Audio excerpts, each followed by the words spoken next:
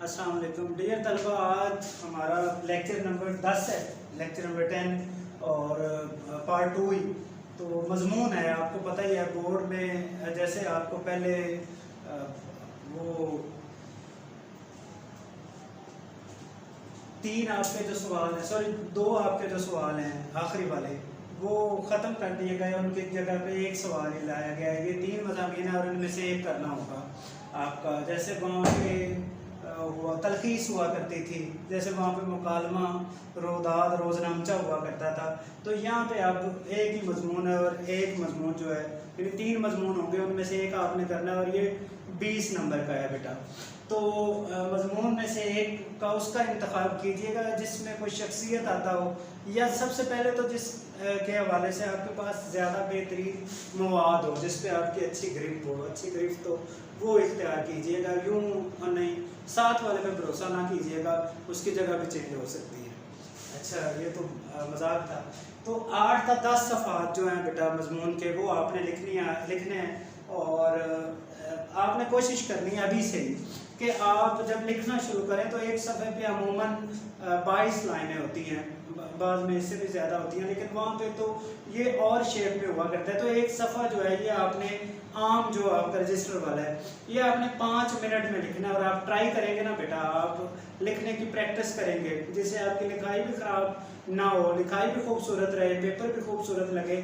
तो आप 5 मिनट में अगर एक सफ़ा लिखते जाएंगे बेटा, तो ये खुद ब खुद 8 सफ़े अगर आप लिखें, वैसे 6 से 8 सफ़ात भी हुआ करते हैं, लेकिन बच्चे चूँकि उसमें अच्छा मवाद नहीं लिख रहे होते हैं तो टीचर्स जो हैं वो 8 से 10 सफ़ात कह देते हैं। आप अगर 7-8 सफ़े लिखें तो 5 मिनट में ये बेटा 50 मिनट इसके लिए टाइम हुआ करता है, तो 40 मिनट में ये आपका लिखा जाएगा। और 10 मिनट में आप हाईलाइट कर सकते हैं चीज़ों को। जैसे कोई लफ्ज़ लिखा है तो उसके ऊपर आप मार्कर से लिख लीजिएगा, चूँकि सुर्खियाँ नहीं बनानी होती, हेडिंग्स नहीं देनी होती इसमें, वरना ये अच्छा नहीं समझा जाता और वो क्रॉस लगा देते हैं आपके पेपर चेक करने वाले।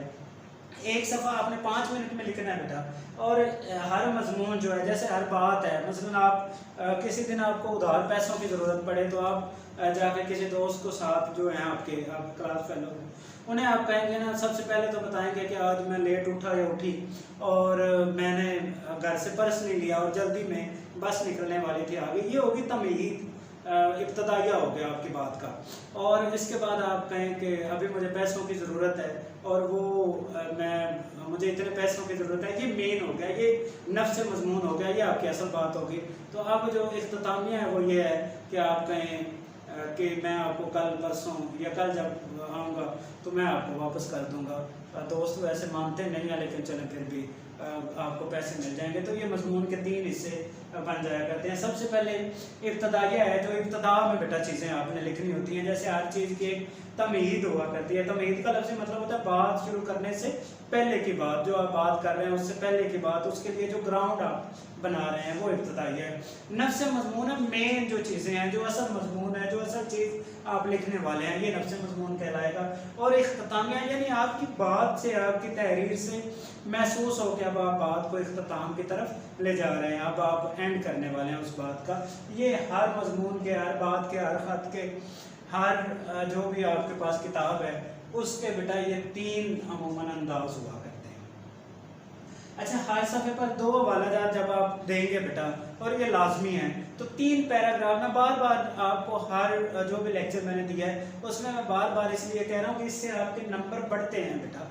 जब आपका पेपर खूबसूरत लगता है, जब आप हर सफ़े पर 2 हवालाजात देते हैं तो 3 पैराग्राफ ऑटोमेटिकली बनते जाते हैं और पेपर आपका खूबसूरत लगता है, आपका फ़ायदा होगा, आपको ज़्यादा नंबर मिलेंगे। इसी तरह जो वाक़यात हैं, एक तो इनकी तकरार नहीं करनी, बार बार जुमलों को, वाक़यात को बार बार नहीं लिखना।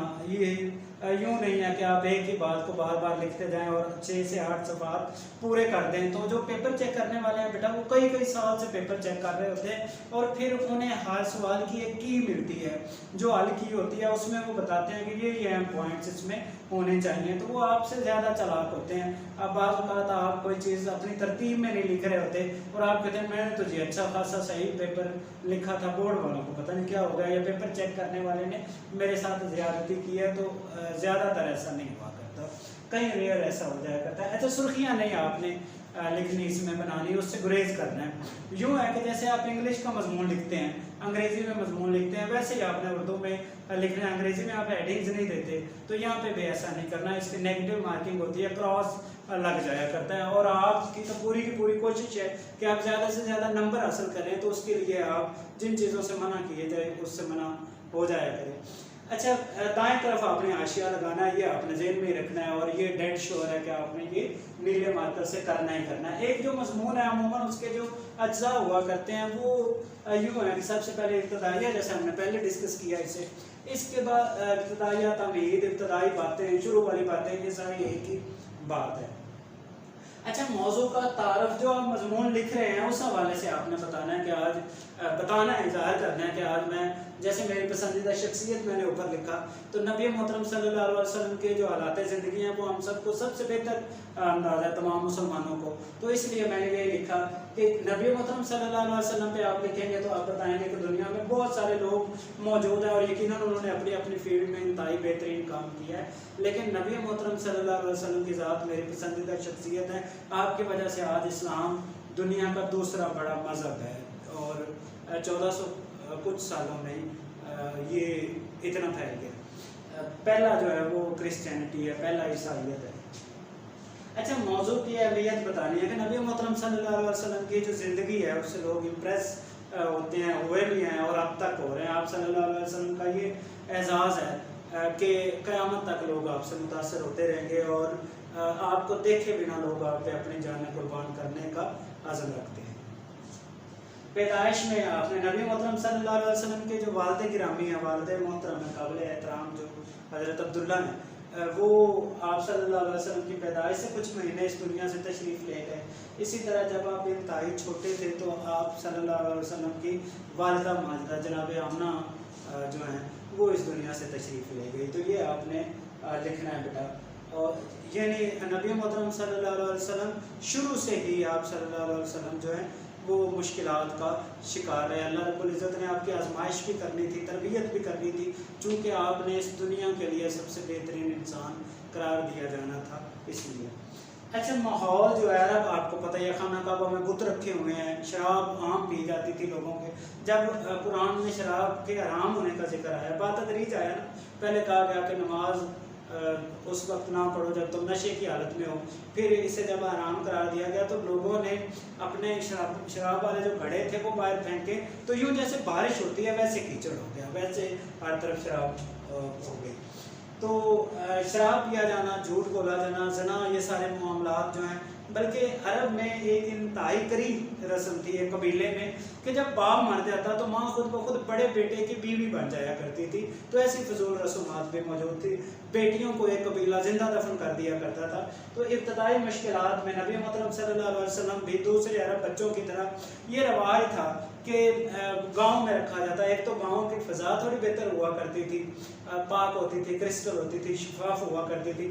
نبی محترم کو بھی حضرت حلیمہ سعدیہ جو ہے وہ لے گئی. تو آپ صلی اللہ علیہ وسلم پر جب وہی نازل ہوئی تو جبرائیل علیہ السلام نے جب کہا اقرا, تو آپ نے کہا بھائی میں پڑھا لکھا نہیں ہوں. اس کے باوجود ہم سمجھتے ہیں کہ سارے علم جو ہیں وہ نبی محترم صلی اللہ علیہ وسلم سے شروع ہوتے ہیں. تو تعلیم کے حوالے سے آپ نے یہ لکھنا ہے کہ آپ امی نبی تھے, پڑھے لکھے نہیں تھے. اچھا, عملی زندگی جو ہے یہ نبی محترم صلی اللہ علیہ وسلم نے بھی ویسے ہی آپ بھیڑ بکریاں اونٹ چلایا کرتے تھے جیسے باقی لوگ کیا کرتے تھے, اور یہ اجرت میں بھی ہوا کرتا تھا. جناب عمر رضی اللہ عنہ بھی یہ کیا کرتے تھے, یہ سارے لوگ اس دور میں کیا کرتے تھے. لیکن اس کے باوجود بھی ایک بار دوستوں نے مذاق میں, حضرت ابوبکر صدیق بتاتے ہیں کہ مذاق میں آپ صلی اللہ علیہ وسلم کا جو آپ کی چادر مبارک تھی یہ مذاق میں انہوں نے کھینچنا چاہیے. تو نبی محترم صلی اللہ علیہ وسلم تقریباً بے ہوش ہو گئے, اور آپ صلی اللہ علیہ وسلم فرما رہے تھے کہ میرا لباس, یعنی حیا جو ہے وہ اس لیول کا تھا نبی محترم صلی اللہ علیہ وسلم میں کہ مکہ میں جب کسی عورت پہ, جب کسی لڑکی پہ الزام لگتا تو وہ کہا کرتی تھی کہ مجھے محمد صلی اللہ علیہ وسلم کی جوانی کی قسم میں بیدار ہوں, اور یہ سب سے بڑی قسم مانی جاتی تھی. طرز زندگی جو ہے جیسے ایک یتیم بچہ لیکن جس نے پوری دنیا کا سربراہ بننا تھا, اور دادا پال رہے ہیں, دادا کے بعد چاچا پال رہے ہیں, تو یہ جو سارے معاملات ہیں. اور پھر آپ کو پتہ بکریاں جو چرانا ہے نا, یہ بکری جو ہے یہ ایک جگہ پہ ٹک کے نہیں بیٹھتی, تو نبی محترم صلی اللہ علیہ وسلم کی اس طرح تربیت کی جا رہی تھی. آپ کا پیشنس دیکھیں کہ آپ صلی اللہ علیہ وسلم کو پتھر مارے جا رہے ہیں اور آپ بدلے میں دعائیں دے رہے ہیں. تو جوانی جو ہے نبی محترم صلی اللہ علیہ وسلم کی یہ بے داغ رہی. آپ صلی اللہ علیہ وسلم نے کبھی غلط بیانی نہیں کی, کبھی جھوٹ نہیں بولا. آپ کو وہ عام واقعہ یاد ہوگا کہ ایک بندے نے کہا کہ آپ یہاں رکے, میں ابھی آتا ہوں, اور آپ 3 دن تک وہاں کھڑے رہے. نبی محترم صلی اللہ علیہ وسلم جب وہ آئے تو آپ نے کہا بھائی تم نے مجھے رکنے کا کہا تھا, میں رک گیا. تو آپ صلی اللہ علیہ وسلم کا پیشہ بھی تجارت تھا, تجارت تھے. تو بلکہ حضرت خدیجہ جو ہیں رضی اللہ عنہ, انہوں نے اپنے ایک غلام کو ساتھ بھیجا. تو آپ صلی اللہ علیہ وسلم کپڑے کا جو نقص ہے, اونٹ کا جو یا گھوڑے کا جو نقص ہے, یا جو چیزیں بیچنے والی تھی وہ نقص بتا دیا کرتے تھے. تو یہ اس دور میں بڑی نئی بات تھی.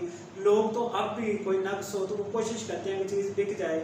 تو نبی محترم صلی اللہ علیہ وسلم نقص بتاتے تھے, آپ اپنے معاملات میں انتہائی کھڑے تھے. تو یہ نئی بات تھی وہاں. اور غلام نے آ کے تعریف کی. حضرت خدیجہ نے جب آپ صلی اللہ علیہ وسلم کی عمر 25 سال تھی تو انہوں نے نکاح کا پیغام بھیجا. عرب نے عورتوں کا نکاح کا پیغام بھیجنا بھی کوئی معیوب بات نہیں ہے. اسلام عورتوں کو پسند کی شادی کی اجازت دیتا ہے. اچھا, نبی محترم صلی اللہ علیہ وسلم کو 40 سال کی عمر میں یہ نبوت ملی. 40 سال کی عمر میں آپ صلی اللہ علیہ وسلم اور کچھ دوسرے لوگ بھی غار حرا میں جا کے مراقبہ کیا کرتے تھے, استغراق کرتے. نبی محترم صلی اللہ علیہ وسلم بھی اللہ رب العزت کی ذات کے حوالے سے آپ صلی اللہ علیہ وسلم غور و فکر کرتے. تو جبرائیل علیہ السلام آئے, اور ویسے بھی عمومی زندگی میں 40 سال کی جو عمر ہے یہ میچورٹی کی عمر سمجھی جاتی ہے. تو نبی محترم صلی اللہ علیہ وسلم, ویسے تو ہمارا عقیدہ ہے کہ آپ صلی اللہ علیہ وسلم جب یہ دنیا نہیں بنی تھی اس سے پہلے بھی نبی تھے, لیکن 40 سال میں باقاعدہ اناؤنس کیا گیا. اچھا, نبوت میں مشکلات, جو بھی دنیا میں نیا شخص آئے گا, جو بھی جیسے حضرت امام حسین ہے, جیسے باقی لوگ ہیں, تو جو بھی آ کے نئی بات کرتا ہے, آپ کو بات کرتا ہے, اسے یقیناً مشکلات کا سامنا کرنا پڑتا ہے. تو نبی محترم صلی اللہ علیہ وسلم کو بھی اپنے پرائے سب کا, آپ صلی اللہ علیہ وسلم کو مخالفت کا سامنا کرنا پڑا. آپ صلی اللہ علیہ وسلم طائف میں آپ کو کوئی 3.5 کلومیٹر تک پتھر مارے گئے. دونوں طرف لوگ موجود تھے جو نبی محترم صلی اللہ علیہ وسلم کو پتھر مارتے. آپ خون سے آپ کے جوتے جو تھے یہ تار ہو گئے, اور آپ کے غلام نے کہا کہ یا رسول اللہ صلی اللہ علیہ وسلم ان کے لیے بد دعا کیجیے. تو آپ نے ہاتھ بلند کیا اور کہا یا رسول, یا اللہ یہ مجھے جانتے نہیں ہیں, انہیں پتہ نہیں ہے کہ یہ کون ہے, تو انہیں ہدایت دے, اور ان کے اگر قسمت میں ہدایت نہیں ہے تو ان کی اولاد میں سے لوگوں کو مسلمان بنا دے. یہ جو محمد بن قاسم ہے یہ وادی طائف کا ہی نوجوان تھا. اچھا, ہجرت حبشہ جب مسلمان یہاں پہ تنگ آ گئے, حضرت سمیہ کو شہید کر دیا گیا. حضرت عمار بن یاسر تھے, اگر میں نام بھول بھی رہا, تو انہیں مشکلات کا سامنا کرنا پڑا. تو آپ سرکار صلی اللہ علیہ وسلم نے پھر حبشہ کی طرف, جہاں کا نجاشی حکمران تھا اور نیک آدمی تھا, تو اس کی طرف بھیجا. بعض کتابوں میں آتا ہے کہ نبی محترم صلی اللہ علیہ وسلم نے اس کا غائبانہ نماز جنازہ پڑھایا تھا. شور نہیں ہے لیکن کتابوں میں موجود ہے. اس کے بعد جب مسلمان انتہا کے یہاں پہ انہیں پریشان کیا جاتا تھا, حضرت بلال کو لٹا کے تپتی ریت پہ لٹا کے اوپر گرم بھاری پتھر رکھ دیا جاتا تھا, پھر بھی ان کے منہ سے آہت آہت کی آواز آیا کرتی تھی. تو ہجرت مدینہ مسلمان وہاں پہ چلے گئے, اور انصار نے انہیں ویلکم کیا بڑے اچھے انداز میں. نبی محترم صلی اللہ علیہ وسلم بھی حضرت ابوبکر صدیق کے ساتھ مدینہ کی طرف تشریف لے گئے. وہاں کے لوگوں نے خوشی کا اظہار کیا, بچیوں نے طلع البدر علینا یہ پڑھا. اچھا, یہاں پہ مسلمانوں کو چین سے نہیں رہنے دیا گیا. غزوات ہوئے, بدر تھا, احد تھا, خندق تھا, تبوک تھا. نبی محترم صلی اللہ علیہ وسلم کے دانت مبارک بھی ایک جگہ پہ شہید ہوئے. تو نبی محترم صلی اللہ علیہ وسلم کو حج نہیں کرنے دیا گیا, عمرہ نہیں کرنے دیا گیا. بعد میں جب مکہ فتح ہوا تو نبی محترم صلی اللہ علیہ وسلم اونٹنی کے اوپر یوں آپ صلی اللہ علیہ وسلم, آپ کا سینہ مبارک یوں بالکل ساتھ لگا. آپ نے کہا کہ یہ لوگ یہ محسوس نہ کریں کہ آج محمد ہم سے انتقام لے گا. تو نبی محترم صلی اللہ علیہ وسلم نے سب کو معاف کر دیا, بلکہ حضرت ابو سفیان جو بدترین اس وقت دشمن تھے ان کے گھر کو بھی پناہ گاہ قرار دے دیا کہ جو ادھر بھی جا کے پناہ لے. پھر آپ صلی اللہ علیہ وسلم نے جنگوں میں جو اپنے دفاع میں لڑی گئی, جو دفاعی تھی, یعنی حملہ نہیں کیا آپ صلی اللہ علیہ وسلم نے, تو دفاع میں جب وہاں چین سے نہیں رہنے دیا جا رہا تھا تو وہاں بھی آپ نے یہ رول بنائے کہ عورتوں کو, بچوں کو جو تم پہ تلوار نہ اٹھائے, اور بوڑھوں کو ان پہ حملہ نہیں کرنا, اور درخت نہیں جلانے, فصلیں نہیں کاٹنی, جانوروں کو نہیں ذبح کرنا, انہیں نقصان نہیں پہنچانا. تو یہ سارے جو رولز ہیں نبی محترم صلی اللہ علیہ وسلم نے دیا. اور آخری وقت میں خطبہ حجۃ الوداع کے موقع پر جب اللہ رب العزت نے کہا کہ آج ہم نے تم پر تمہارا دین مکمل کر دیا اور اپنی نعمت تم پر تمام کر دی ہے, تو وہاں آپ نے بین الاقوامی منشور دیا کہ کسی گورے کو کالے پر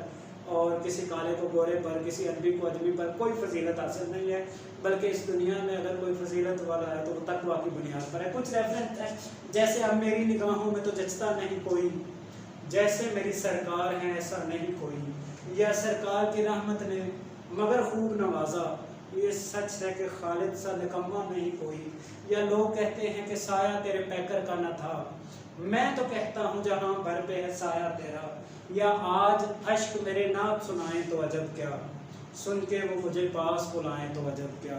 امید ہے بیٹا آپ کو آج کے لیکچر کی سمجھ آئی ہوگی۔ بہت شکریہ۔